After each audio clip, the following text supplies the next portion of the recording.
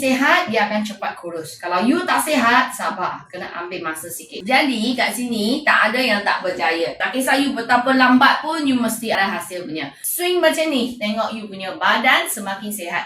Semakin ringan. Kuat aktiviti. Kurang penat, badan cantik. Awet muda. Okey, mari. Seperti biasa, kemut perut. Bahu turun. Leher tegak. Tangan letakkan pinggang. Pinggul kiri kanan. Kaki jangan angkat kaki punya ringan-ringan buat dekat lutut. Pinggul kuat. So bila you buat ni, you akan rasa pinggul punya gerakan besar. Okey, perut punya kemut kuat-kuat, punggung punya gerakan. Ni semua kena rasa. Bukan kaki tau. Bukan atas. Jangan buat atas. Atas nanti you gerak jenis pening sekejap pening juga. Tarik pakai hidung, hembus pakai mulut. Ini senaman. Mula-mula buat you gerak kan, pinggang sakit, kaki tak selesa, badan macam cepat penat. Kemudian 2 minggu kemudian, ini senaman you akan rasa sangat ringan. Morning Siti. Morning. Fokus sihat, cantik, kurus itu bonus. Betul. So kita jangan tamak tau. Sebenarnya sihat dia termasuk cantik, termasuk sudah kurus punya. Yes. So kita tak perlu fokus kurus punya. Nanti you fokus kurus, you akan stress punya. Kita fokus sihat. Sihat dia cover banyak. Wah, salah. Dia cover you punya kulit cantik sekali. Cover you punya rambut tak jatuh sekali. Cover you punya perut tak buncit. Cover you punya bertenaga. Cover you punya badan yang kecil. Saiz yang kecil.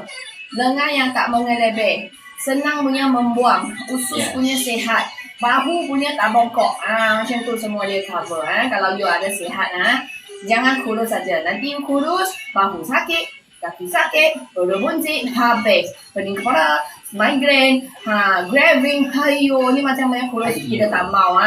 So kita mau sihat punya. Okey, mari. Lepaskan. Tangan letak ke tepi. Slow. Morning Sanisa. Morning. Saya sudah sampai semalam tanya. Cepat-cepat minum semasa senaman. Tahu pagi-pagi kalau tak senaman pun boleh je minum. Sekarang harga banget jimat. Jangan tahan nafas. Morning Puan Khairi. Morning. Nanti kita buat laju ini step. Tapi kalau tak boleh laju, kita buat slow. Okay, let's go.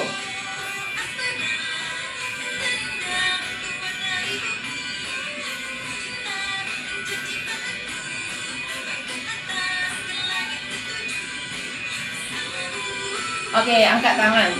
Swing ke atas.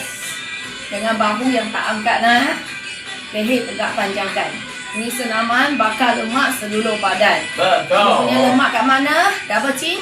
Lengan, ketiak, perut, pinggang, punggung, pinggul, paha, semua dapat. Okey, go.